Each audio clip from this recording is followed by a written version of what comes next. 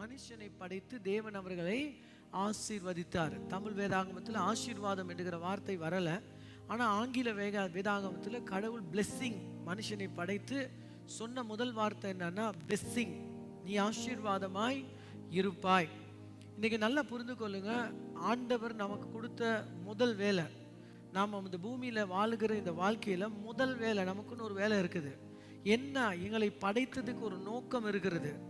எப்பயுமே படைத்தவர்கிட்ட போய் கேட்கணும், இந்த படைத்த பொருள் என்ன நோக்கத்துக்கு படைச்சிங்க?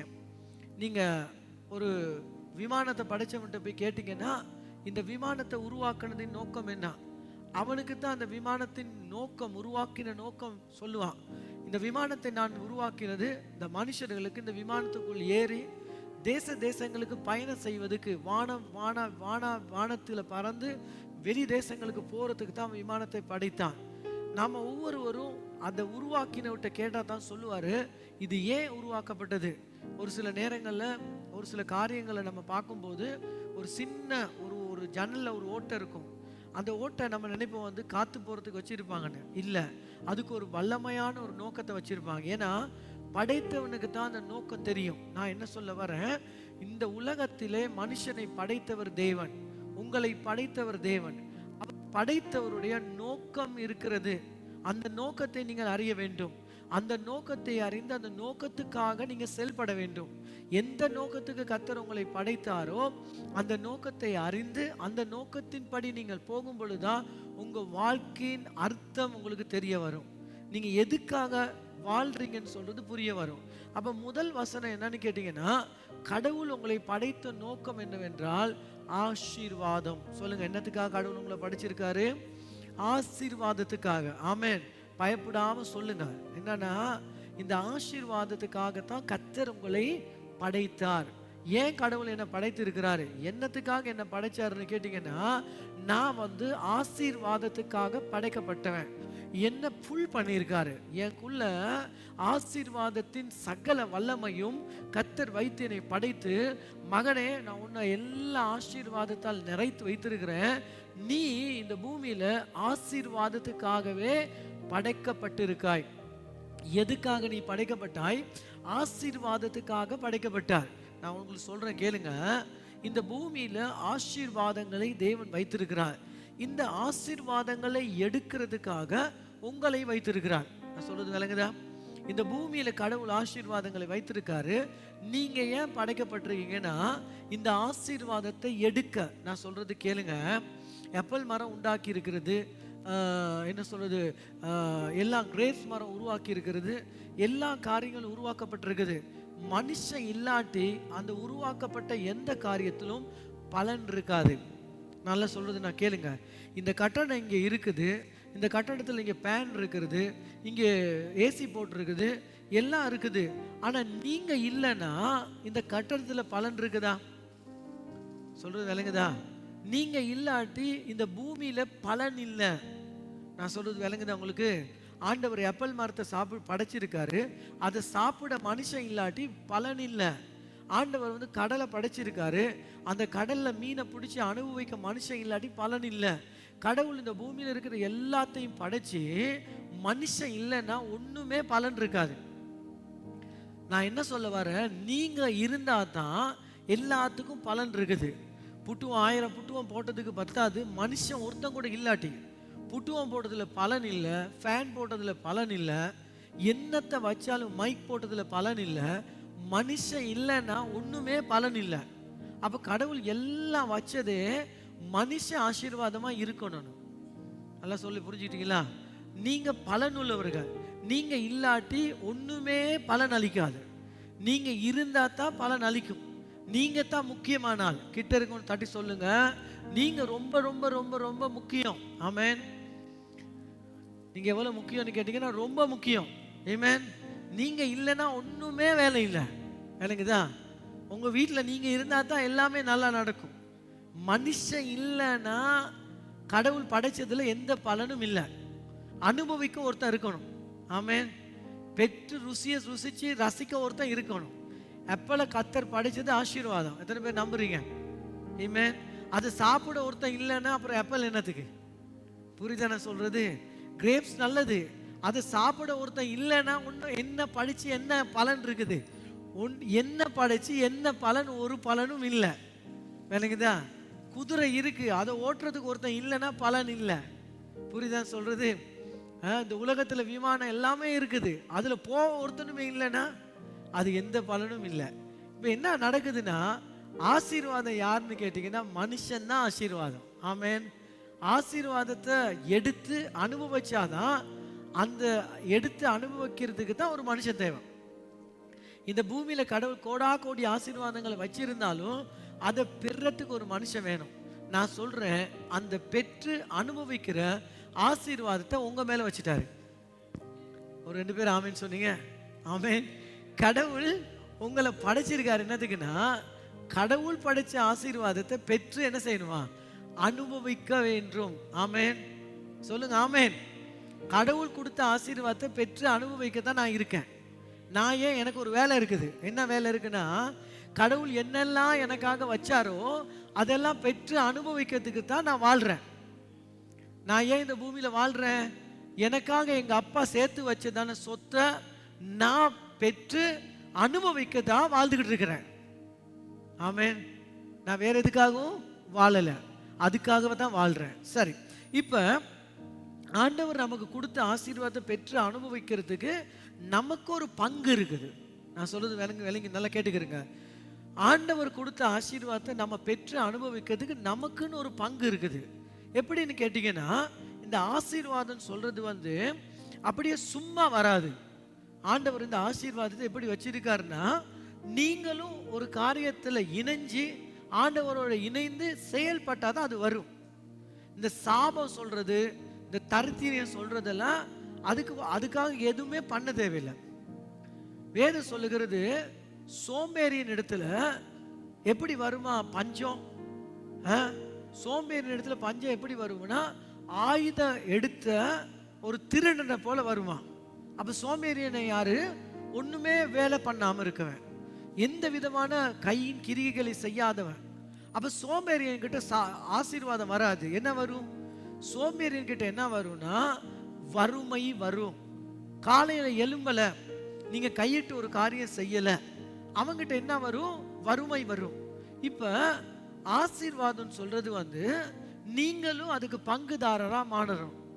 ஆண்டவரும் ஆசீர்வாதத்தை கொடுக்குறாரு, நீங்க அதுக்கு பெறுவதுக்கு பங்குதாரரா ஆகணும்.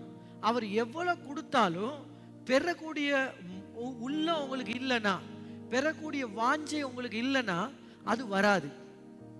புரியுதா? ஆசீர்வாதத்துக்கு கர்த்தர் மட்டும் காரணமா இருக்க மாட்டாரு. சொல்லுங்க, நானும் காரணம். ஆமென். ஆசீர்வாதத்துக்கு கர்த்தரா காரணம்? கர்த்தர் மட்டும் காரணம் இல்லை, கர்த்தரும் காரணம், நானும் காரணம். எத்தனை பேர் இருக்கீங்க? நான் சொல்ற விளங்குதா? நாம காரணமா ஆகாட்டி கர்த்தர் கொடுத்த ஆசீர்வாதத்தை பெற்று அனுபவிக்க முடியாது. நான் சொல்றேன் கேளுங்க. இன்னைக்கு ஒரு விஷயத்தை சொல்றேன், நல்லா புரிஞ்சுக்கொள்ளுங்க. இப்ப நீங்க உட்கார்ந்து இருக்கீங்க பாருங்க, உங்க பாதத்துக்கு கீழே தங்கம் இருக்கு. கண்டிப்பா தங்கம் எங்க இருந்து எடுக்கிறாங்க? பூமி கீழே இருந்து எடுக்கிறாங்க. இப்ப கடவுள் தங்கத்தை வச்சுட்டு உங்களுக்கு சொல்றாரு, தம்பி நீ தோண்டு, தங்கம் இருக்கு. இப்ப எப்படின்னா, நமக்கு எப்படின்னா தோண்டி எடுக்க விருப்பம் இல்லை. நமக்கு விருப்பம் என்னன்னு கேட்டா, ஒண்ணுமே பண்ணாம தங்கம் வரணும். இந்த உலகத்துல மனுஷன் தங்கத்தை எடுக்கிறதுக்காக ஒண்ணுமே பண்ணல, சும்மா இருக்கான். தங்கம் வந்திருக்குமா? நீங்க கழுத்துல தங்கம் போட்டிருக்கீங்க, காதுல தங்கம் போட்டிருக்கீங்க. நீங்க யோசிச்சு பாருங்க, இந்த தங்கம் எப்படி வந்துச்சு? யாரோ ஒரு மனுஷன் இந்த தங்கத்தை தேடி கண்டுபிடிச்சான். ஆனா கடவுள் வச்சிட்டாரு. வைக்காத தங்கத்தை தேடி கண்டுபிடிக்க முடியாது. விளங்குதா? கடவுள் வைக்கலைன்னா நீங்க என்ன தேடினாலும் கிடைக்காது. அவர் என்ன சொல்லிட்டாரு? வச்சிட்டேன், நீ தேடுனியா பிடிச்சிக்குவேன். தேடுங்கள், சொல்லுங்க, தேடுங்கள். இது ஃபுல் பண்ணுங்க. தேடுங்கள், புல்லாக்கணும். தேடுங்கள், தட்டுங்கள். ஆமென். அப்ப என்ன சொல்றாரு? கேளுங்கள். இது எப்படின்னா, கடவுள் எல்லாத்தையும் வச்சுட்டு நீ தேடாம இருந்தா ஒண்ணுமே கிடைக்காது. நான் சொல்றது உங்களுக்கு விளங்குதா? கடவுள் எல்லாத்தையும் வச்சுட்டு சும்மா இருக்குன்னு சொல்லல. ஆசீர்வாதத்தை வச்சுட்டேன், நீ சும்மா இரு, நீ சும்மாவே இருக்கக்குள்ள அப்படியே வந்த உடனே கவ்வி பிடிச்சிக்கிறோம். அப்படி சொல்லல. அதுல இன்னொருத்தர் இன்னைக்கு புதுசா போதனை நடக்குது. எப்படின்னு கேட்டா, நீ ஒன்றும் செய்யாத, உன் பேங்க்ல காசு வந்து விழுந்துரும். இப்ப எதை நம்புறீங்க நீங்க? ஒண்ணுமே செய்யல, உங்க பேங்க்ல காசு விழுமா? அதுவும் இல்ல. எல்லாத்துக்கும் ஒரு விதிமுறையை கடவுள் வச்சிருக்காரு. என்ன விதிமுறை?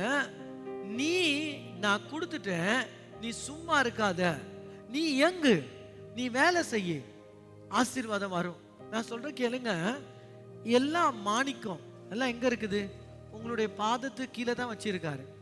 நீங்க அதை தேடி கண்டுபிடிக்கணும்.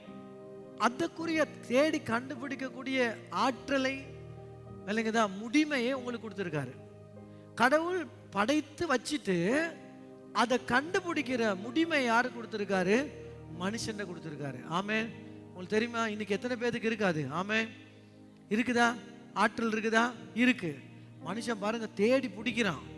நீங்க பாத்தீங்கன்னு சொன்னா, ஒரு மாணிக்கம் இருக்குன்னு ஒரு இடத்துல சொல்லிட்டானா இருந்தனா, அவன் எத்தனை கிலோமீட்டருக்குனாலும் தோண்டி போய் எடுத்துட்டு வரான். விட்ட மாட்டான். இரவு பகல் தூக்கம் முழிச்சு. ஏன்னா அவனுக்கு வந்து ஒரு இது இருக்குது. இந்த உலக மனுஷனுக்கு கூட அவனுக்கு ஒரு உள்ளத்துல ஒரு இது இருக்குது. அது கடவுள் கொடுத்தது தான். நான் இதை பெறாம இருக்கக்கூடாது, பெறாம தூங்கக்கூடாது. ஆனா கிறிஸ்தவன் எப்படின்னு கேட்டா, வந்தா வரட்டும், இல்லைன்னா பரவாயில்ல, கடவுள் விருப்பம் இருந்தா வானத்தை பிச்சுட்டு கொடுப்பாரு. அவருக்கு விருப்பம் இல்லை போல. நமக்குள்ள அந்த பெறக்கூடிய வாஞ்சை, விருப்பம், ஆசை இல்லை. உலக மனுஷனுக்கு கடவுள் கொடுத்திருக்கிறாரு அந்த வாஞ்சையை. ஏன்னா மனுஷனை படைத்தது கடவுள். அவரை மாதிரிதான் மனுஷன் இருக்கிறான். அந்த விடாமுயற்சி, நான் கண்டிப்பா பெற்றே ஆகுவேன், கடவுள் கொடுத்த எதையுமே பெறாம செத்து போக மாட்டேன். ஆமென். எப்படி இருக்கணும்? ஆண்டவர் கொடுத்த ஆசீர்வாதத்தை பெறாம வெறும் கையனா போயிடக்கூடாது. இந்த பூமியில் இருக்க வரைக்கும் ஆண்டவர் கொடுத்ததெல்லாம் பெற்று அனுபவிக்கணும். சொல்லுங்க ஆமென் சொல்லுங்க. இந்த கண் அதை காணும். அந்த உள்ளத்துல ஒரு பர்னிங், ஒரு எரியணும். ஆண்டவருடைய ஆசீர்வாதத்தை நான் சுகந்தரிச்சே ஆகுவேன். ஆமென் ஆமென். எத்தனை பேருக்கு பத்துது? உள்ளத்துல பத்துதுன்னா நீங்க சரியா வந்துட்டீங்க. எனக்கு பத்தணும். ஆண்டவரே, நீங்க கொடுத்த எல்லாத்தையும் நான் கண்டிப்பா பெறணும். ஆண்டவரே, ஒரு ஒண்ணுமே இல்லாதவனா, ஒரு கிறுக்கனா வாழக்கூடாது நான் இந்த பூமியில. எனக்குதா மற்றவன் பார்த்து நம்மள ஐயோ பாவம் அப்படி வாழக்கூடாது. பார்த்துருக்கீங்களா? மற்ற பாதி பேருக்கு ஆசை. அப்படி யாராவது சொன்னா, ஐயோ பாவ சிஸ்டர் மூஞ்ச பாருங்க, ஐயோ பாவ சிஸ்டர் பாருங்க மெலிஞ்சு போயிட்டாங்க, ஐயோ பாவ சிஸ்டருக்கு உடுப்பே இல்லை, அதை கேட்க ஆசை. பாதி பேருக்கு ஆசை, அப்படி ஒரு ஆசை இருக்குது. சிஸ்டர் பாருங்க அப்படியே பேடாவி இருக்காங்க. இப்ப எனக்குதா அதெல்லாம் கேட்டா ஒரு ஆசை. நான் சொல்றேன் அதெல்லாம் ஒரு ஆசை இல்லை. ஒரு கடவுளுடைய பிள்ளைனா கடவுள் வச்சிருக்க நன்மைகளை பெற்று அனுபவிச்சு இந்த உலகத்துல மற்றவனுக்கு ஆசீர்வாதமா இருக்கணும். நான் உங்களுக்கு சொல்றேன், நல்லா கேளுங்க, சொல்றேன் கேளுங்க. நீங்க ஆசீர்வாதத்தை பெறலன்னு சொன்னா உங்களுக்கு ஆசீர்வாதம் வராது மட்டும் இல்லை. ஆசீர்வாதத்தை நீங்க பெறுவதுக்கு விரும்பலாட்டா ஆசீர்வாதம் வராது மட்டும் இல்லை, ஆசீர்வாதத்தை நீங்க பெறாட்டி சாபத்தை தான் பெற வரும். அதுல இருக்க பயங்கரம் அதுதான். நான் சொல்றது உங்களுக்கு விளங்கிட்டா? ஆசீர்வாதத்தை நீங்க பெறலன்னா ஆசீர்வாதம் வராதுன்னு மட்டும் இல்லை, சாபம் வந்துடும். நான் சொல்றது விளங்குதா? இன்னைக்கு காலையில ஆவியானவர் எனக்கு இதை சொன்னாரு. இந்த மக்களுக்கு சொல்லு, ஆசீர்வாதத்தை விடாமுயற்சியோடு பெற்றுக்கொள்ள சொல்லி. ஏன்னா அவங்க அந்த ஆசீர்வாதத்தை பெறாட்டி என்ன வந்துடும்? சாபம் வந்துடும். நான் சொல்றது விளங்குதா? ஒரு நிலத்துல நீங்க நல்ல பயிரை விதைக்காவிட்டால் என்ன ஆகும்னா களைகள் வந்துவிடும். எங்க தோட்டம் பல மாசம் 3 மாசம் 6 மாசம் போகல நாங்க ஒன்றும் விதைக்க மாட்டோம். ஏன்னா அதில் தண்ணி வர்றதுனால விதைக்கிறது இல்லை. அப்படி விதைக்காதனால ஒரு 6 மாசம் 3 மாசம் ஆகக்குள்ள வந்துடுது களை. திருப்பி கொண்டாந்து வெட்டுறோம், திருப்பி வெட்டிட்டு சும்மா விட்டுறோம், திருப்பி களை வந்துடுது. இந்த களை ஏன் வருதுன்னு கேட்டீங்கன்னா, நீங்க ஆசீர்வாதம் என்கிற நல்ல விதையை விதைக்காவிட்டால், ஆசீர்வாதத்தை விதைக்காவிட்டால் சாபத்தின் களைகள் வரும். ஏன் ஆசீர்வாதத்தை பேசணும்? ஏன் ஆசீர்வாதத்தை நம்பணும்? ஏன் ஆசீர்வாதத்தின் கிரியைகளை செய்யணும்னா சாபம் வராம இருக்க. அதே நான் எங்க நிலத்தை புல்லெல்லாம் வெட்டின பிறகு நல்ல ஒரு விதையை போட்டு நல்ல மரங்களை வளர்த்தோமா இருந்தா கண்டிப்பா களை வர்றது நிறுத்திவிடும். இன்னைக்கு என்னன்னா நிறைய கிறிஸ்தவ வாழ்க்கையில நிறைய கலை. என்ன கலை? ஆசீர்வாதத்தின் கலை இல்ல, துயரத்தின், வறுமையின், ஏழ்மையின் கலைகள் இருக்குது. ஏன் ஏழ்மையின் கலைகள் இருக்குதுன்னா இவன் ஆசீர்வாதத்தை பெறவே இல்லை. அவன் சொல்லிட்டான் ஆசீர்வாதம் நல்லது இல்லை, ஆசீர்வாதம் மோசமானது, ஆசீர்வாதம் வந்து அப்படி ஆயிடுவான் இப்படி ஆயிடுவான். அவனுக்கு என்னன்னா ஆசீர்வாதம் நல்லது இல்லைன்னு சொல்றதுனால என்ன வந்துட்டு கலைகளாகிய வறுமை வந்திருக்குது. நான் சொல்றது விளங்குதா? அப்ப ஆசீர்வாதத்துக்கு என்ன செய்யணும்னா விடாமுயற்சியோட காரியங்களை செய்யணும். ஆமென். ஆசீர்வாதத்துக்காக சும்மா இருக்க முடியாது. எத்தனை பேர் நம்புறீங்க? ஆமென். கல்யாணம் கட்டணும்னு நினைக்கிறீங்களா? நல்ல கல்யாணம் ஒன்று எடுக்கணும்னு நினைக்கிறீங்களா? சும்மா கையை கட்டிக்கிட்டு இருக்குது. கர்த்தருக்கு சித்தமா இருந்தா நல்லா நடக்கும், கடவுளுடைய சித்தமா இருந்தா நடக்காது. அப்படி இல்லைங்க. ஆசீர்வாதம் வேணுமா? ஜெபிக்கணும், விசுவாசிக்கணும், அறிக்கை இடணும், விளங்குதா? எழுதி போடணும், கையிட்டு காரியங்களை செய்யணும், வேலை பண்ணணும், விஷனை பாவிக்கணும். எல்லாம் செஞ்சா தான் ஆசீர்வாதம் வரும். ஆசீர்வாதத்துக்காக எதே ஒன்று நீங்க செய்யணும். சாபத்துக்காக ஒன்றும் செய்ய தேவையில்லை. சும்மா இருந்தாலே வறுமையும் சாபமும் வந்துடும். எங்க சேர்ச்சில் 5 மணிக்கு ஒரு காலையில ஜெபம் போட்டுட்டோம். ஏன் தெரியுமா? நல்லா வரணுமா இருந்தா வேலை செய்யணும், கெட்டு போகணுமா இருந்தா சும்மா இருக்கணும். Simple theory. கெட்டு போகணுமா, நாசமா போயிடணுமா, இல்லாம போகணுமா, தரித்திரத்தோட வாழணுமா, ஒண்ணுமே பண்ணாத. அதான் ஒருத்தர் கேட்டாராம், ஆதாம் ஏதேன் தோட்டத்துல பாவம் பண்ணினான்னு இருக்குது. என்ன பண்ணானா? பாவம் பண்ணா. அப்ப அவர் கேட்கிறாரு, ஆதாம் சிகரெட் குடிச்சானா? ஆதாம் பீடி குடிச்சானா? ஆதாம் வெத்தலை போட்டானா? ஆதாம் மூக்குத்தூள் போட்டானா? பாவம் தான் அதுதானே. ஒண்ணுமே பண்ணலையே. என்ன பண்ணா? ஒண்ணுமே பண்ணாம இருந்தா தான் பாவம். பிசாசு தோட்டத்துக்குள்ள வந்துட்டா அவன் ஒண்ணும் பண்ணல. என்ன பண்ணா? பிசாசு உள்ளுக்கு வந்துட்டான். அதிகாரத்தை எடுத்து பேச வேண்டியவன், ஏய் தப்பான இடத்துக்கு வந்துட்ட, இங்க நான் தான் பெரியவன், கடவுள் என்னத்தான் பெரியவனை வச்சிருக்காரு, நான் தான் இதுல என்ன சொல்றது லேண்ட் லார்டு. அப்படின்னா இந்த காணியின் சொந்தக்காரன் நான். இந்த காணியை கர்த்தர் எனக்கு கொடுத்தாரு, கர்த்தர் படைத்தார், என்கிட்ட கொடுத்தாரு ஆளிகை செய்யும்படியாக. நான் இந்த காணிக்கு சொந்தக்காரனா இருக்கிறனால நீ தப்பான இடத்துக்கு வந்துட்ட, வெளியிறங்கி போ. அவன் சொன்னானா? சொல்லலையா? சொல்லல. அப்ப அவன் என்ன பாவம் பண்ணா? சும்மாவே இருந்து பாவம் பண்ணான். இன்னைக்கு நீங்க என்ன பண்றீங்க? ஜெபிக்கிற நேரம் சும்மா இருக்கீங்க. பைபிள் பிரசங்கம் பண்ணக்குள்ள நீங்க என்ன செய்றீங்க? சும்மா இருக்கீங்க. அதை ரிசீவ் பண்ண மாட்டேங்கிறீங்க. ஆமென். பொண்ணு கொட்டுற மாதிரி தான் வாயில இருந்து தங்கம் ஒரு கிலோ தங்கம் உழுதுற மாதிரி இருக்கும். வார்த்தை பிரசங்கம் பண்ணும்போது அப்படியே வேற யோசனை, சும்மா யோசனை. இன்னைக்கு பகலுக்கு போயிட்டு என்ன சாப்பிடுறது? இங்க பிரசங்கம் போகுது, ஆசீர்வாதம் எனக்குதா, ஆசீர்வாதம் அங்க போய்கிட்டு இருக்குது. யோசனை என்ன செய்ய? மரக்கறி சமைப்போமா, இறைச்சி சாப்பிடுவோமா? ஆமா, கடை மூடிருப்பான இந்த நேரம், எங்க இறைச்சி வாங்குவோம்? பாஸ்டர் இழுத்துக்கிட்டு இருக்காரு, முடிக்க மாட்டேங்கிறாரு. ஏன்னா என்னன்னு கேட்டீங்கன்னா அவன் ஒண்ணுமே பண்றது இல்லை. நான் சொல்றது உங்களுக்கு விளங்குதா? நீங்க ஒண்ணுமே பண்ணலைன்னா என்ன வரும்னு கேட்டா சாபம் வந்துடும். நீங்க ஏதாவது பண்ணினா தான் ஆசீர்வாதம் வரும். உங்களுக்கு ஒரு தரிசனம் வேணும். எத்தனை பேருக்கு தரிசனம் இருக்குது? தரிசனங்களை வைத்திருக்க வேண்டும். இந்த வருஷம் நான் இருக்கிறேன் இப்படி, கண்டிப்பா அடுத்த வருஷம் நான் இந்த மாதிரி வருவேன். ஆமென். எத்தனை பேருக்கு அப்படி ஒரு தரிசனம் இருக்குது? அடுத்த வருஷம் நான் இப்படித்தான் வருவேன், இந்த மாதிரி நான் இருக்க மாட்டேன். ஆமென். நான் உயர்ந்து வருவேன். 4 பேர் என்னை பார்த்து கேவலமா பேசுற மாதிரி நான் வாழ மாட்டேன். 4 பேர் என்னை பார்த்து இப்படி பார்க்க கூட, என்னை இப்படி பார்க்கணும். இதான் கடவுளுடைய மனுஷன். ஆமென். ஆபிரகாம் எப்படி வாழ்ந்தா? ஆண்டவர் அவனை ஆசீர்வதிக்கும் பொழுது எப்படி சொன்னாரு? நான் சொல்றபடி வாழு, நான் சொல்றபடி வா, வெளியே வா, வானத்தை பாரு, வெளியே வா, கடல் மணலை பாரு, நீ பார்த்தா நீ அதை மாதிரி வருவ. பாருங்க, சும்மா இருந்து ஆசீர்வாதம் பெற முடியாது. நான் சொல்றேன், நல்லா கேளுங்க. காலையில மாலையில ஜெபம், பகல்ல அறிக்கை, விளங்குதா?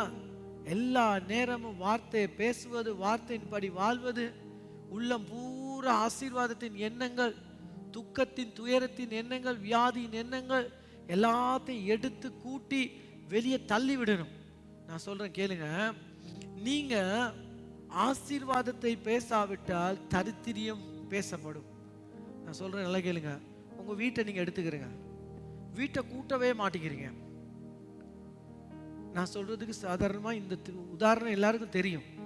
ஏன்னா நீங்க அப்படித்தான் இருப்பீங்க. ஒரு சில நேரம் உங்க வீடு வந்து பூமி அதிர்ச்சி ஏற்பட்டு எனக்குதா அதுல அங்கெங்கெல்லாம் தொங்கு சாமலாம், அந்த மாதிரி தான் இருக்கும். சரியா? நீங்க உங்க வீட்டை கூட்டுறது இல்லை, என்ன சொல்றது, மொப்பன்றது இல்லை, வீட்டை ஒதுங்க வைக்கிறது இல்லை. இப்போ இந்த வீட்டுக்கு என்ன ஆகும்னு நினைக்கிறீங்க? ஒதுக்கட்டாட்டி கூட்டாட்டி என்ன நடக்கும்? வீடு பாதி பேரை அறைகளை பார்த்துருக்கீங்களா? பாதி பேர் அறைகளை எல்லாம் குப்பையில் நிறைஞ்சிருக்கும். ஏன் நிறைஞ்சிருக்குது? நீங்க சுத்தப்படுத்தலை. எப்பயுமே ஒன்று நல்லதா இருக்கணுமா இருந்தா யாதோ ஒரு காரியத்தை செய்யணும். நீங்க செய்யலைன்னா என்ன நடக்கும்னா குப்பைகள் நிறையும், ஊத்த நிறையும், தூசி வந்து நிறையும், அதனால வருகிற புழுவு பூச்சி எல்லாம் வந்து அங்க நிறையும். நீங்க வீட்டை சுத்தம் பண்ணி மப்பன்னதான் அங்க தேவ மகிமை நிறையும். அப்படின்னா சுத்தம் அங்க நிறையும். அதனால நம்ம என்ன புரிஞ்சுக்கணும்னா, எல்லா நன்மையும் வர்றதுக்கு நீங்க தான் காரணம். ஆமென். எத்தனை பேர் சொல்றது புரியுது? நீங்க ஏன் படைக்கப்பட்டிருக்கீங்க? சொல்லுங்க, ஏன் படைக்கப்பட்டிருக்கீங்க? ஆசீர்வாதம். சொல்லுங்க ஆமென். நான் சொல்றது விளங்குது? எத்தனை பேருக்கு ரிசீவ் பண்றீங்க இதை? ஆமென். நீங்க ஏன் படைக்கப்பட்டிருக்கீங்க? நீங்க ஏன் படைக்கப்பட்டிருக்கீங்க? ஆசீர்வாதத்துக்காக. எத்தனை வயசு? எனக்கு இப்ப 70 வயசு. ஏன் படைக்கப்பட்டிருக்கீங்க? ஆசீர்வாதம். இப்ப எனக்கு 30 வயசு. ஏன் படைக்கப்பட்டிருக்கீங்க? ஆசீர்வாதத்துக்கு. இப்ப எனக்கு 50 வயசு. ஏன் படைக்கப்பட்டிருக்கீங்க? ஆசீர்வாதம். ஆமென். ஏன் படைக்கப்பட்டிருக்கீங்க? ஆசீர்வாதம். இல்லைங்கதா? அப்ப ஆசீர்வாதமா படைக்கப்பட்ட நீங்க கண்டிப்பா ஆசீர்வாதமா இருக்கணும். நீங்க ஆசீர்வாதமா இருக்கலான்னு சொன்னா சாபமும் தரித்திரமும் உங்க வாழ்க்கையில வந்துடும். ஆசீர்வாதத்தை புறக்கணிக்கிறவனுக்கு சாபமும் தரித்திரத்தை பெற்றுக்கொள்ள வரும். நீங்க ஆசீர்வாதத்தை பெற்றுக்கொள்ளனா அடுத்தது பெற்றுக்கொள்வீங்க என்னத்த? சாபத்தையும் தரித்திரத்தையும் தான் நீங்க பெற்றுக்கொள்வீங்க. சொல்றது புரிஞ்சுட்டா உங்களுக்கு? அப்ப நாம இந்த கிறிஸ்தவத்துல ஆண்டவர் எந்த நோக்கத்துக்காக படைக்கப்பட்டார் என்று அறிந்து அந்த நோக்கத்தின்படி வாழணும். நான் ஏன் வாழ்றேன் இந்த பூமியில? சொல்லுங்க, நான் ஏன் வாழ்றேன்? நான் ஏன் வாழ்றேன் பூமியில? ஆசீர்வாதத்துக்காக. கடவுள் என்னை வச்சிருக்காரு, ஆசீர்வாதத்துக்காகவே வச்சிருக்காரு. சொல்லுங்க, நான் அநேக ஜாதிகளுக்கு ஆசீர்வாதம். ஆபிரகாமை படைச்சு ஆண்டவர் சொன்னாரு, நான் உன்னை ஆசீர்வதிப்பேன் தம்பி, நீ இந்த பூமியில எல்லா ஜாதிக்கும் எப்படி இருப்பியா? சொல்லுங்க, எப்படி இருப்பியா? உங்க மூஞ்ச பார்த்தாலே மக்கள் அறிஞ்சுக்கணும்னு இவர் யாரு? ஆசீர்வாதம். விளங்குதா? பாதி பேருக்கு பேர் இருக்கு ஆசீர்வாதம். அவனை பார்த்தா தரித்திரத்துன்னு மோசம் தரித்திரமா இருப்பான். ஆனா என்ன விஷயம்னா, கடவுள் உங்களை இந்த பூமியில படைத்திருப்பது காரணம் என்ன? மனுஷனுடைய பரம திட்டம், ஆண்டவருடைய திட்டம் மனுஷன் ஆசீர்வாதமாய் இருக்க வேண்டும். ஆமென். அவன் பேச்சு, அவன் நடத்த, அவன் வாழ்க்கை மக்களுக்கு எப்படி இருக்கணுமா? பெஸ்டான ஆசீர்வாதமா இருக்கணும். சொல்லுங்க ஆமென். சொல்லுங்க ஆமென். அப்ப அதுதான் முதல் நோக்கம். சரியா? ஒரு 2-3 நோக்கம் இருக்குது, அதை நான் சொல்றேன். அவனுடைய தேவனுடைய முதல் நோக்கம், அவனை தேவன் படைத்தது என்னத்துக்கு? அவன் வந்து ஆசீர்வாதமா வாழ்வதுக்காக. அத 2வது நோக்கம் என்னன்னு கேட்டீங்கன்னா, அவன் வந்து பலுகி பெருகணும். 2வது நோக்கம் என்னது? மனுஷன் எதுக்காக படைக்கப்பட்டிருக்கிறான்? பலுகி பெருகணும். சொல்லுங்க எல்லாரும், பலுகி. சொல்லுங்க, பலுகி என்ன ஆகணுமா? பெருகணும். ஆங்கில வேதாகமத்தில் சொல்றாங்க வந்து பலன் அளிக்கணும். மனுஷன் எதுக்காக படைக்கப்பட்டிருக்கிறான்னா அவன் வந்து பலன் அளிக்கணும், பெருகணும். இல்லைங்கதான் மல்டிஃப்ளைன்னு சொல்றாங்க, மல்டியா பெருகணும் அவன். அதுக்கு பிறகு வந்து அவன் வந்து ஃப்ரூட்ஃபுல் ஆகணும், அப்படியே பலன் அளிக்கணும். இதுக்காக மனுஷன் படைக்கப்பட்டிருக்கான். நீங்க ஏன் படைக்கப்பட்டிருக்கீங்கன்னா பழுகவும் பலன் அளிக்குவதுக்கும். பழுகி நீங்க என்ன செய்யணுமா? பலன் அளிக்க வேண்டும். ஆமென். இப்ப கடவுள் சொன்னது அது உண்மை. உதாரணமா நீங்க எடுத்துக்கிட்டீங்கன்னா இந்த உலகத்துல இப்போதைக்கு 800 கோடி மக்கள் இருக்காங்களா? எத்தனை கோடி? 800 கோடி மக்கள் இருக்காங்களா? இந்த 800 கோடி மக்கள் எங்க இருந்து வந்திருக்காங்கன்னு கேட்டீங்கன்னா யாரிடத்துல இருந்து வந்தாங்க? 800 கோடி மக்கள் எங்க இருந்து வந்தாங்கன்னு கேட்டீங்கன்னா எங்க இருந்து வந்திருக்காங்க? ஒரு ஆதாமுக்குள்ள இருந்து தான் வந்தாங்களாம். கடவுள் இந்த மனுஷனுக்குள்ள உங்களுக்குள்ள பெருக்கம் வச்சிருக்காரு. எனக்குதான் எனக்குள்ள பெருக்கம் வச்சிருக்காரு. எத்தனை பேர் நம்புறீங்க? ஆமென், ஆமென். கடவுள் நீ பெருகுவாயின்னு சொல்லிட்டு சும்மா விடல, அந்த பெருக்கத்தை உங்களுக்குள்ள வச்சிருக்காரு. நீங்க பெருகுவதை கடவுள் வச்சிருக்காரு உங்களுக்குள்ள பெருக்கம்.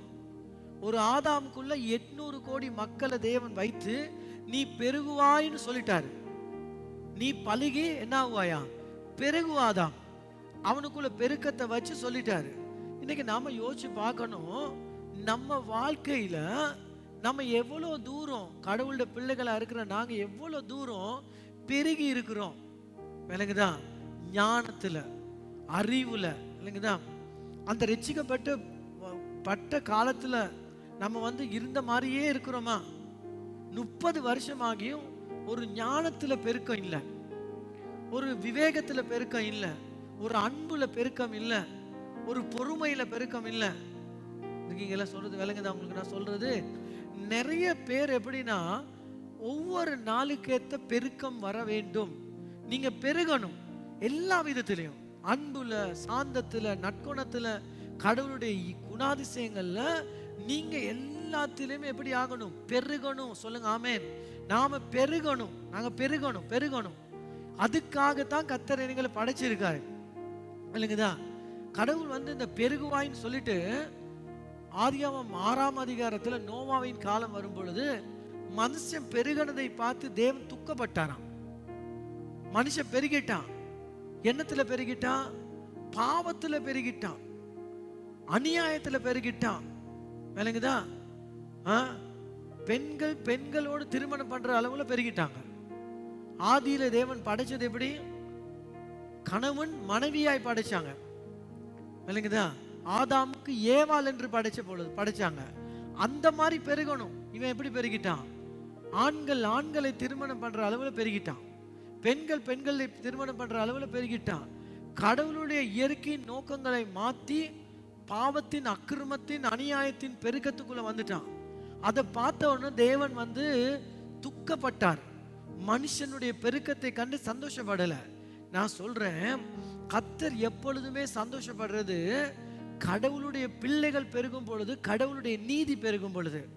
நம்ம நாட்டில் கடவுளுடைய கிருபையோ நீதியோ கடவுளுடைய ஜனங்களுடைய பெருக்கமோ இல்லை. இந்த பெருக்கம் இல்லாவிட்டால் என்ன நடக்கும்னா சாத்தானின் பெருக்கம் உண்டாய்விடும். எங்க தேவனுடைய ஜனங்கள் பெருகலையோ அங்க சாத்தானின் ஜனக்கூட்டம் பெருகும். எங்க தேவனுடைய நீதியின் பெருக்கம் வர இல்லையோ அங்கே அநீதியின் பெருக்கம் உண்டாகும். எங்க பரிசுத்தத்தின் பெருக்கம் கூடவில்லையோ அங்க பாவத்தின் பெருக்கம் உண்டாகும். நான் சொல்றேன், உங்களை சுற்றி வளைச்சிருக்கிற உலகத்துல பாவங்களும் சாபங்களும் அநியாயங்களும் அநீதிகளும் ஏன் நடக்குதுன்னு கேட்டா, நீங்க நீதியையும் சமாதானத்தையும் தேவ தயவையும் தேவனுடைய அன்பையும் பெருக்காததுனால பெருக்க கூடாததெல்லாம் பெருகி இருக்குது. நான் சொல்றது உங்களுக்கு விளங்குதா? யார் இதுக்கு காரணம்? நாம தான் காரணம். ஏன்னு சொல்லுங்களேன், நாம பெருகல, நம்மை சுத்தி இருக்கிற பாவம் பெருகி விட்டது. எத்தனை பேர் இருக்கீங்க? நான் சொல்றது உங்களுக்கு விளங்குதா? நம்மை சுற்றி இருக்கிற உலகத்துல அநீதியும் அநியாயமும் பெருகிவிட்டது. அதை கண்டு தேவன் என்ன செய்கிறாரா? மன துக்கம் அடைகிறாரா, மனவேதனை அடைகிறாரா. நான் சொல்றேன், நாங்க இந்த பூமியில் இருக்கும் பொழுது தேவ ஜனங்களின் பெருக்கத்தை இந்த உலகம் காண வேண்டும். தேவன் அதை கண்டு மகிழ வேண்டும். ஆமென். தேவன் அதை பார்த்து சந்தோஷப்பட வேண்டும். நாங்க என்ன பண்றோம்னா, உலக மனுஷன் எதுல பெருகி இருக்கானோ நாங்களும் அதிலே பெருகிறோம். உலக மனுஷன் எதுல பெருகி இருக்கிறான்? பொய் சொல்லுவதில் பெருகி இருக்கான். அந்த காலத்துல பொய் சொன்னதை பார்க்கல, இந்த காலத்துல பொய் நல்லா சொல்றான். விளங்குதா? நல்ல தாராளமா பொய் சொல்றான். நாமளும் அந்த பெருக்கத்துக்குள்ள வந்துட்டோம். நம்ம எப்படி பெருகிட்டோம்? பொய் என்ன சொல்றது, பொய்யிலே நாங்க பொய்யிலே பொய்யாயிட்டோம். அப்படி பெருகிட்டோம் நாங்க. உலகத்துல எவன் எப்படி பாவம் பண்றானோ அதை விட நம்ம பாவம் பண்றோம். கடவுள் துக்கப்படுறாரு. இன்னைக்கும் ஆண்டவர் நம்ம இடத்துல பார்த்து கவலைப்படுகிறார். எனக்கு துக்கமாக இருக்கிறது. மனுஷன் பெருகி இருக்கிறான். ஆனா எப்படி பெருகி இருக்கிறான்? நான் விரும்பாத பெருக்கத்துக்குள் மனுஷன் வந்து விட்டான். நான் சொல்றேன், கடவுள் விரும்புகிற பெருக்கத்துக்குள் நீங்க வர வேண்டும். ஆமென். நான் சொல்றேன், நான் அன்பினால் பெருக வேண்டும், நான் நீதியினால் பெருக வேண்டும், நான் பரிசுத்தத்தினால் பெருக வேண்டும், நான் கடவுளுடைய சமாதானத்தினால் பெருக வேண்டும், தேவனுடைய அபிஷேகத்தினால் பெருக வேண்டும், தேவனுடைய வரங்களினால் பெருக வேண்டும், தேவனுடைய ஐஸ்வர்யத்தினால் பெருக வேண்டும், கொடுக்கிற மனப்பான்மையின் பெருக வேண்டும், விதைக்கிற மனப்பான்மையின் பெருக வேண்டும். நான் என்ன சொல்றது, இச்சையின் மனப்பான்மையோ இல்லாட்டி பஞ்சத்தின் மனப்பான்மையோ இல்லாட்டி பிசுங்குத்தனத்தின் மனப்பான்மையோ பெருகி இருக்கிறேன். உங்களுக்கு தெரியுமா, பணம் வந்தோடனே பாதி பேருக்கு பெருக்கம் வந்துட்டு. என்ன பெருக்கம்? பிசிங்கு தனக்கத்தின் பெருக்கம் அதிகமா வந்துட்டு. பணம் இல்லாத நேரம் எந்த பெருக்கம் இருந்துச்சு? எல்லாருக்கும் கொடுத்துருவோம், எல்லாத்துக்கும் விதைப்போம். இப்ப என்ன ஆயிட்டுன்னா, பணம் பெருசா வந்துட்டு, அதை விட தரித்திரிய மனசு பெருசா வந்துட்டு. எதுல பெருகி இருக்கிறாங்க? முன்ன 5000 கொடுத்தவன் இப்ப 5 ரூபா கொடுக்கறதும் யோசிக்கிறான். ஏன்னு கேட்டீங்கன்னா, பெருக்கம். என்ன பெருக்கம்? இருக்கீங்களா? சொல்லு, விளங்குதா? என்ன பெருக்கம்? இச்சித்தனம், பிசிங்கித்தனம் நல்லா பெருகிட்டு. பார்த்துருக்கீங்களா? பாதி பேரை நான் பார்த்துருக்கேன். சொல்லாம ஏலாம் ஏதாவது ஒரு நட்காரியத்தை சொல்லும் பொழுது ஒண்ணுமே பேச மாட்டாங்க, பயந்துருவாங்க. நார கால்ட்ட போறாங்க. இந்த நேரம் கவனமா இருக்கணும். தப்பி தவறியே வாய் விட்டுறக்கூடாது. ஒண்ணுமே தெரியாத மாதிரி, கேட்டும் கேட்கவில்லை, எனக்கு விளங்கல அது என்னன்னு அப்படி இருப்பான் கம்முன்னு. என்ன காரணம்? பிசிங்கித்தனம், கொடுக்க விருப்பம் இல்லை. பாதி பேர் தசம பாகம் கொடுக்கறதுல எப்படி இருப்பாங்கன்னு கேட்டீங்கன்னா, அதுல ஒரு கேள்வி கேட்பாங்க. தசம பாகம் கர்த்தர் கொடுக்க சொல்லியிருக்காரா? அது கொடுத்தே ஆகணுமா? என்ன தெரியுமா காரணம்? ஒன்றும் இல்லை, இப்ப இச்சையின் பெருக்கத்துக்கு வந்துட்டாங்க. பணம் இச்சை வந்துட்டு. நான் சொல்றேன், கடவுள் உங்களை பார்த்து துக்கப்படுவார். நீ அப்படி படைக்கப்படலடா, நீ ஏண்ட குவாலிட்டியில பெருகணும். நான் உயிரே கொடுத்தேன், நீ இந்த ஒரு 5 ரூபா கொடுக்கறது இவளெல்லாம் யோசிக்கிற, ஒரு 10 ரூபா கொடுக்கறது நீ இவளெல்லாம் யோசிக்கிற. நான் என்கிட்ட கடைசி சொட்டு ரத்தத்தை கொடுத்தேன், நீ அந்த பெருக்கத்துக்கு வரலையே. நான் சொல்றேன், உங்களுக்கு புரியுதா? என்னுடைய குவாலிட்டி உனக்கு இல்லையே. உனக்கிட்ட இப்ப யாருடைய குவாலிட்டியில பெருகிட்ட? பிசாசின் குவாலிட்டியில நீ பெருகிட்ட. நான் சொல்றது உங்களுக்கு விளங்குதா? வாரி இறைத்தான், ஏழைகளுக்கு கொடுத்தான், அவன் நீதி என்றென்றுக்கும் நிலைக்குமா. அது யாருடைய பெருக்கம்? அதான் தேவனுடைய பெருக்கம். ஆமென். சொல்லுங்க, நான் தேவ நீதியில பெருகுவேன். ஆமென். சொல்லுங்க, என்னோட சேர்ந்து சொல்லுங்க, நான் தேவ நீதியிலே பெருகுவேன், தேவ பரிசுத்தத்திலே பெருகுவேன், தேவனுடைய அபிஷேகத்திலே பெருகுவேன். அவரை போலவே கொடுக்கறதுல நான் பெருகுவேன். ஆமென். யார மாதிரி? அவரை மாதிரியே. அவர் இருக்க எல்லாத்தையும் கொடுத்தாரு, கடைசி என்ன செஞ்சாரு? அவரே கொடுத்துட்டாரு. ஆமென். நான் அப்படித்தான் பெருகணும். நான் சொல்றேன், நீங்க பெருகும் பொழுது கர்த்தர் மகிழ்கிறார். நான் சொல்றேன், நீங்க கொடுக்கத்தான் நீங்க பெருகுவீங்க.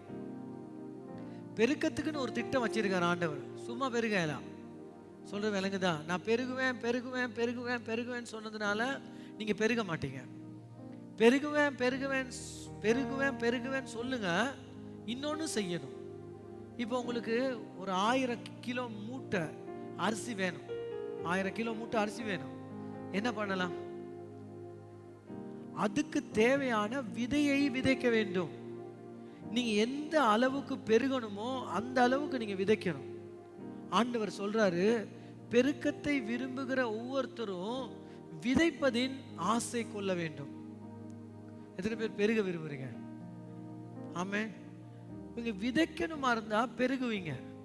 கடவுள் அப்படித்தான் வச்சிருக்காரு. ஆதாமு பெருகிறதுக்கான ஆசையை, பெருகிறதுக்கான வழியை கர்த்தர் வச்சிட்டாரு. ஆண்டவர் சொன்னான், திருமணம் முடிச்சு மனைவியோடு சேர்ந்து இசைந்து வாழும் பொழுது பிள்ளைக்குட்டி பெற்று நீ பெருகுவ. ஆனா அவன் இல்லை, நான் தனியா தான் இருப்பேன். பெருகுவானா? பெருக மாட்டான். ஏன்னா அவன் கடவுள் சொன்னதை அவன் செஞ்சு போட்டு தான் பெருகிறான். நான் சொல்றேன், இன்னைக்கு கடவுள் விரும்புறாரு நீங்க அதிகமான ஒரு பெருக்கத்தை அடைவதை. இந்த வாழ்க்கையில நீங்க பெருக்கம் அடைய வேண்டும். நான் சொல்றேன், உங்களுக்கு கேளுங்க. ஒரு கையில 5 பைசா இல்லாத ஒருத்தன் கூட பெருக முடியும். படிக்காதவன் பெருக முடியும். இல்லைங்கதான்? ஏழை பெருக முடியும். எப்படி பெருக முடியும்? கடவுள் சொல்லியிருக்காரு, நீ கொடுக்க முடியுமா இருந்தா நீ பெருக முடியும். நம்ம ஏன் கொடுக்கிறோம்னா, நம்ம பெருகும்படியா கொடுக்கிறோம். ஆமென். சொல்லுங்க பக்கத்துல இருக்கவங்களுக்கு, நீங்க பெருகும்படியாக தான் கொடுக்குறீங்க. கொடுக்கிறது பெருக்கத்துக்காக. ஆமென். பணத்துல நீங்க பெருகணுமா இருந்தா பணத்தை கொடுக்கணும். பணத்தை கட்டி அணைத்து அப்படியே கட்டி புடிச்சுக்கிட்டு கருன்னு இருக்கிறோம். என்ன நடக்கும்னு கேட்டீங்கன்னா, அதோடு செத்து போயிருவீங்க. அவ்வளவுதான். அதுக்கு மேல நீங்க வர மாட்டீங்க. கட்டி பிடிச்சிட்டே செத்துருவீங்க. நான் என்ன சொல்றேன், பணத்தை விட்டு கொடுங்க, நீங்க பெருகுவீங்க. பாருங்க, இதுதான் கடவுளோட தியரி. நீங்க விட்டு கொடுக்கும் பொழுது நீங்க பெருகுவீங்க. நான் சொல்றது உங்களுக்கு விளங்குதா? ஆண்டவர் எப்பொழுதுமே உங்களை பெருகும்படியாக தான் கொடுக்கிறாரு. இன்னைக்கு நாங்க சபையில தப்பு பண்ணிட்டோம். நாங்க என்ன சொல்லிட்டோம்னு சொன்னா, சபைக்கு கரண்ட் பில் கட்ட காசு இல்லை. நான் இது வரைக்கும் கிட்டத்தட்ட 16 வருஷம் இந்த சபை ஆரம்பிச்சு செஞ்சுட்டு வரேன். ஒரு நாள் கூட கரண்ட் பில் கட்ட காசு இல்லைன்னு ஒருத்தர்கிட்ட கூட சபையில கூட கேட்க மாட்டேன். ரெண்ட் கட்ட காசு இல்லைன்னு கேட்கறது இல்லை.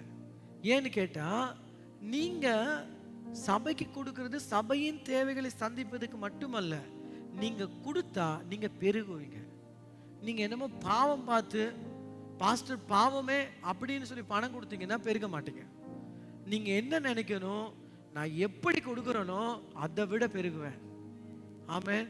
பண பைய கையில் எடுத்துக்கிட்டா, பண பையன்னு சொல்றது உங்களோட சம்பளம் பேக்கெட் கையில வந்துட்டுன்னா, நீங்க யோசிக்கணும், அடுத்த மாசம் இந்த பேக்கெட் இன்னும் கொஞ்சம் கூடணும். கேட்டுக்கிட்டு இருக்கீங்களா? அடுத்த மாசம் இந்த சம்பள பேக்கெட் இன்னும் கொஞ்சம் என்ன செய்யணும்? கூடணும். இன்னைக்கு ஒரு அம்மா வந்து எனக்கு ஜெபிச்சுட்டு ஒரு விதை விதைச்சிட்டு போனாங்க. அவங்க சொன்னாங்க, நான் ஒரு ஃபிக்ஸ்ட் டிபாசிட் வந்து ஒரு பேங்க்ல வச்சிருக்கிறேன்.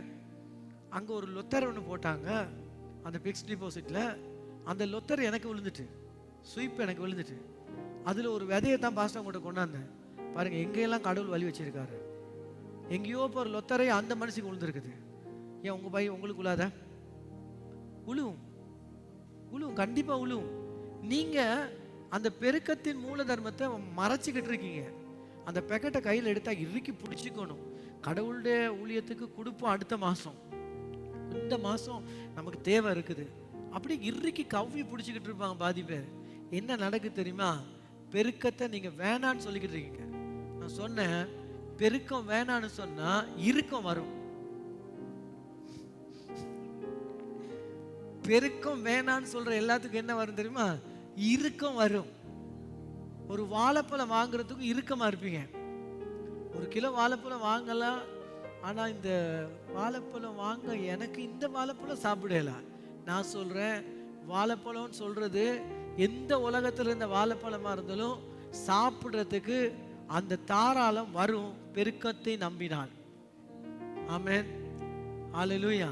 பாதி பேர் நினைச்சிருவாங்க, இந்த கடை நமக்கு இல்லை, இந்த சாப்பாடு நமக்கு இல்லை, இந்த உடுப்பு நமக்கு இல்லை. நான் சொல்றேன், அதெல்லாம் பொய். இந்த உலகத்தில் இருக்கிற எல்லா சாப்பாடும் எல்லா காரியமும் உங்களுக்கு தான். ஏன்னா முதல்ல நம்ப என்னத்தை?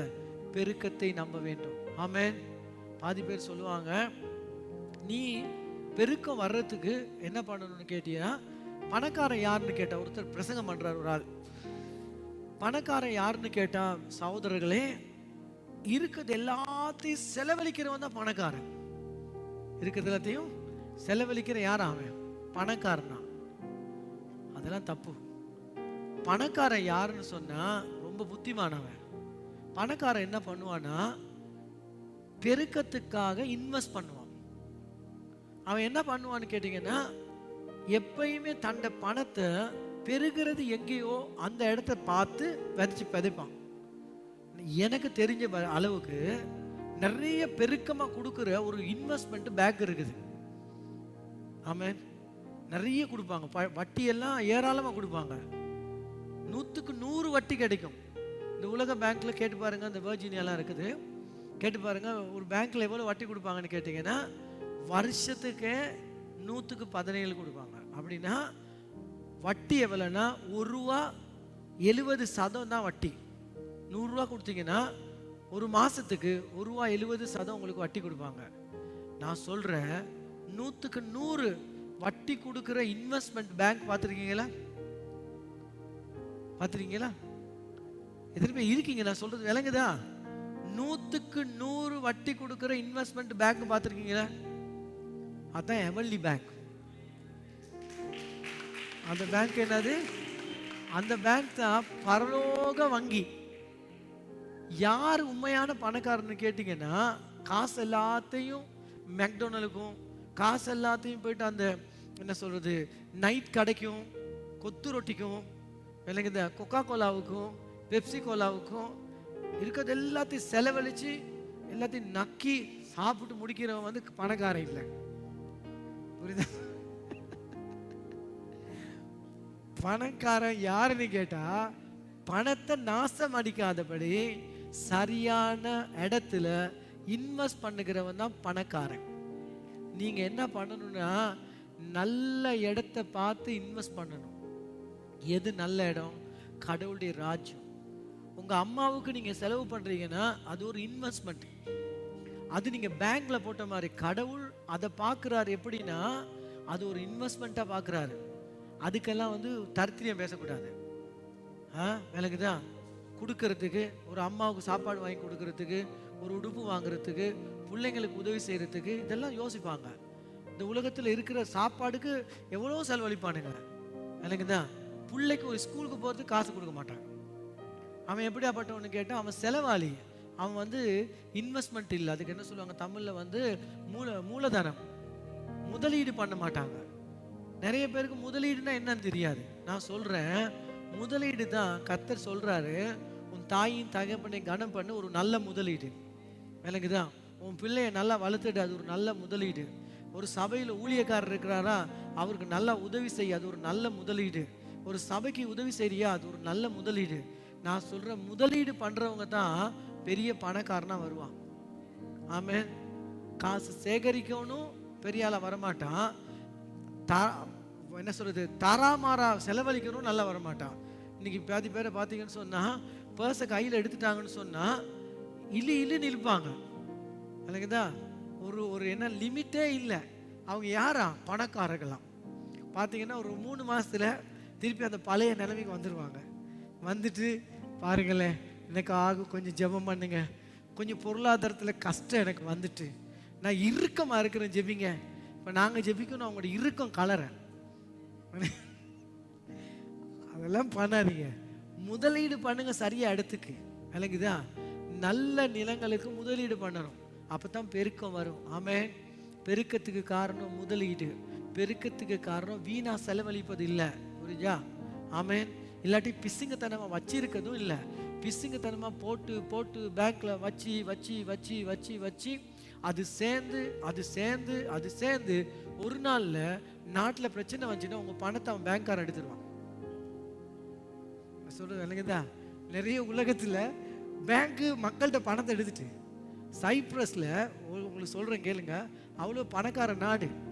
அவங்களுடைய பொருளாதார நெருக்கடி வந்தோடனே 25,000 மட்டும்தான் மக்களுக்கு எடுக்க விட்டாங்க. அவ்வளோ சல்லியும் பேங்க் எடுத்துட்டு, அவ்வளோ பேர் மேலே பார்க்குறாங்க, என்னோட இவ்வளோ காசையும் எடுத்துட்டான் நான். அப்படிதான். ஏன்னா அந்த சிங்களத்தில் ஒரு பழமொழி இருக்குது, லோபையாகியதே கூம்பியா காணவானு. இன்னைக்கு நிறைய பேர்த்த பூமி என்னது லோபையாகியதே கூம்பியா காண்ற மாதிரி எவனாச்சும் வருவான், வந்து அப்படியே உறிஞ்சிருவான், ஸ்ட்ரோ போட்டு மாதிரி உறிஞ்சிருவாங்க. நான் சொல்றேன், பிசிங்கத்தனமும் சரியில்லை, அதிக செலவும் சரியில்லை. நல்லா யோசிச்சு கையில் கிடைக்கிற பணத்தை இன்வெஸ்ட் பண்ணுங்க. ஆமென். இன்வெஸ்ட் பண்ணீங்கன்னா நீங்க பெரிய இடத்துக்கு வருவீங்க. இன்னொரு விஷயம் சொல்றேன். இந்த பெருக்கத்துக்காக கர்த்தர் உங்களை படைச்சிருக்காரு. ஆமென். எதுக்காக தேவன் உங்களை படைச்சிருக்காரு சொல்லுங்க? எதுக்காக படைச்சிருக்காரு கர்த்தர் உங்களை? பெருக்கத்துக்காக படைச்சிருக்காரு. நான் ஏன் இருக்கிறேன்? பெருக்கத்துக்காகவே படைக்கப்பட்டிருக்கேன். இங்க பாருங்க, இயேசு வந்து பெருக்கத்தை விரும்புறாரு. ஆமென். எத்தனை பேர் நம்புறீங்க? இயேசு என்னத்தை விரும்புறாரு? பெருக்கத்தை. ஒரு முறை இயேசு வந்து தாலாந்து ஓமையை சொன்னார். ஒருத்தனுக்கு ஒரு தாலாந்து கொடுத்தாராம், இன்னொருத்தனுக்கு 2 தாலாந்து கொடுத்தாராம், இன்னொருத்தருக்கு 5 தாலாந்து கொடுத்தாங்களாம். இதுல இந்த 5 எடுத்தவன் அப்படியே ஓடி போயிட்டு என்ன செஞ்சானா, அதை எப்படிடா நம்ம பெருக்குவதுன்னு யோசிச்சானா. அவன் என்ன யோசிச்சான்? இந்த 5 இன்னொரு 5 மாத்தணும். அவன் அதை தான் யோசிச்சான். எப்படி நான் எங்க இன்வெஸ்ட் பண்றது, நான் எந்த இடத்துல போயிட்டு இன்வெஸ்ட் பண்ணி ஏண்ட இந்த தாளாந்து 5 பெருக்குவது எப்படின்னு வேலை செஞ்சானா. இந்த 2 எடுத்தவன் என்ன செஞ்சானா, அவனும் யோசிச்சானா, நான் போயிட்டு எங்க இன்வெஸ்ட் பண்றது, எந்த சந்தையில போயிட்டு வியாபாரம் பண்றது, எந்த சந்தையில நின்று நான் வியாபாரம் பண்றதுன்னு சொல்லி அவன் போயிட்டு அதை செஞ்சானா, பெருக்கம். அப்ப 2 எடுத்தவன் 4 ஆக்குனானா, 5 எடுத்தவன் என்ன செஞ்சானா, 10 ஆக்குனானா. இந்த 1 எடுத்தவன் பாருங்க, அவன் அதோ மாதிரி ஒரு சோம்பேறியும் யாருமே இல்லை. அவன் என்ன சொல்றான், அவன் வந்து கடவுளை இப்படி நினைக்கிறான். அந்த 1 எடுத்தவன் கொண்டு போய் பூமியை தோண்டி புதைச்சிட்டான்.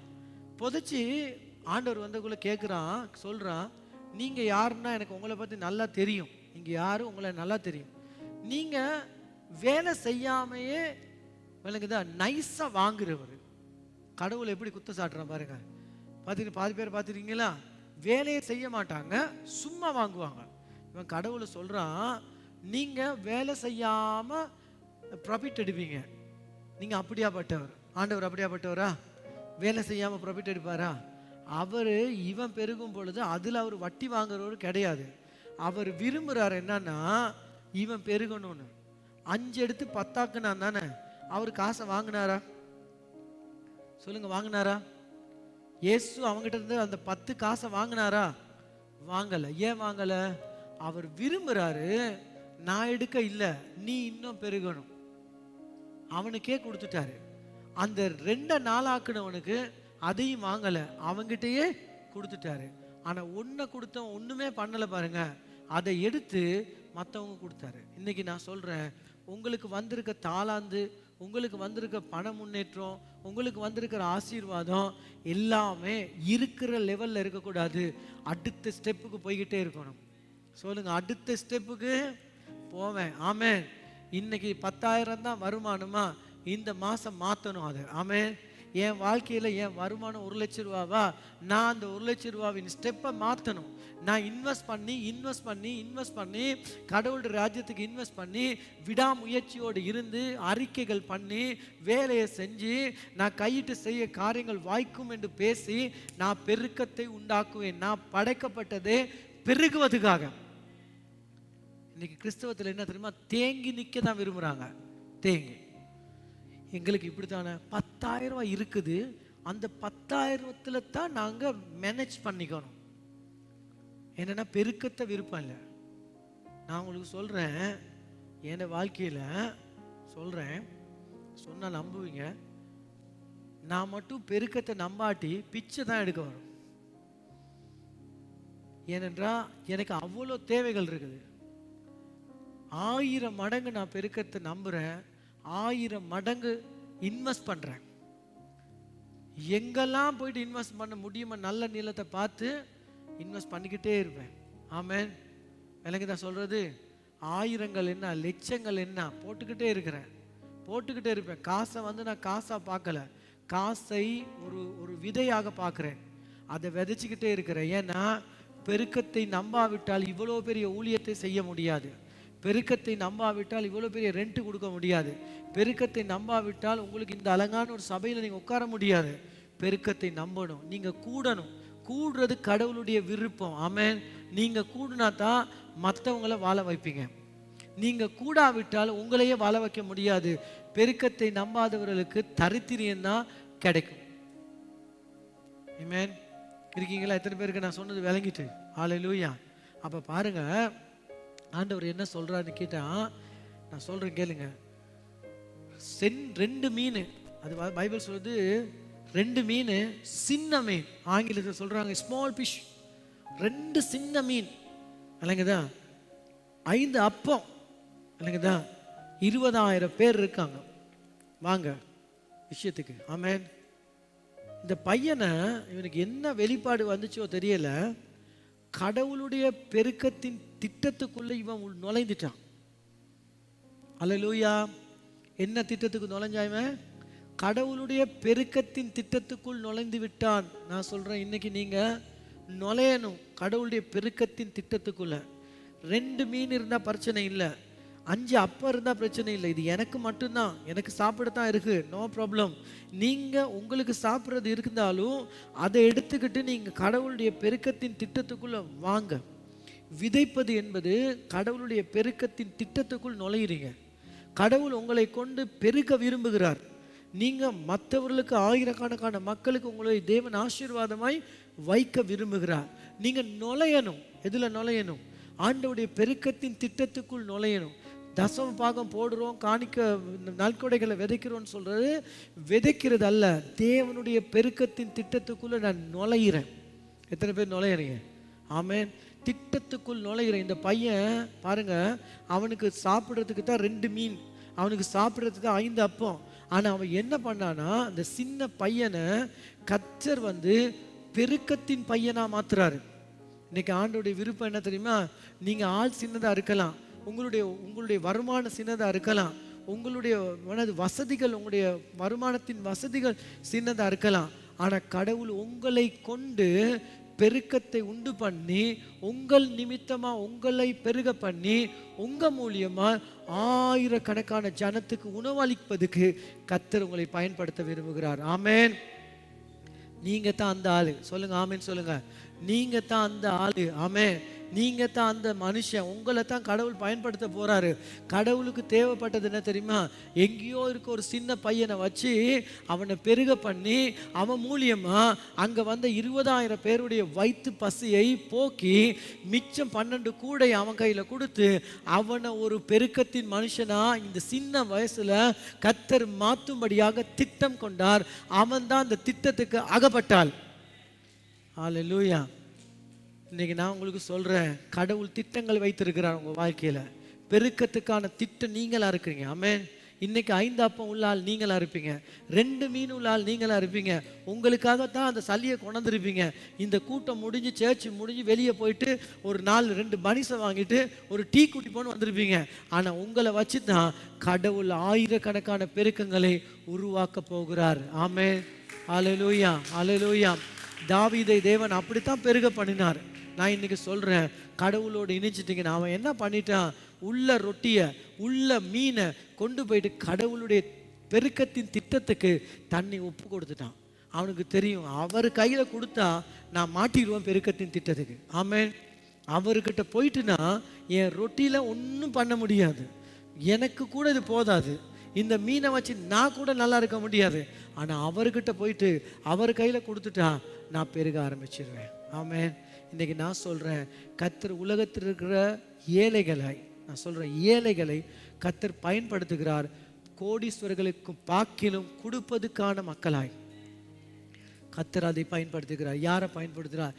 ஏழைகளை. நான் சொல்ல கொஞ்சம் அப்பம் கொஞ்சம் மீன் கர்த்தர் வச்சு 20,000 பேர் போஷித்தார். நான் இன்னும் சொல்றவா, அந்த அப்பமும் அந்த மீனும் இயேசுட பசியும் போக்குச்சு.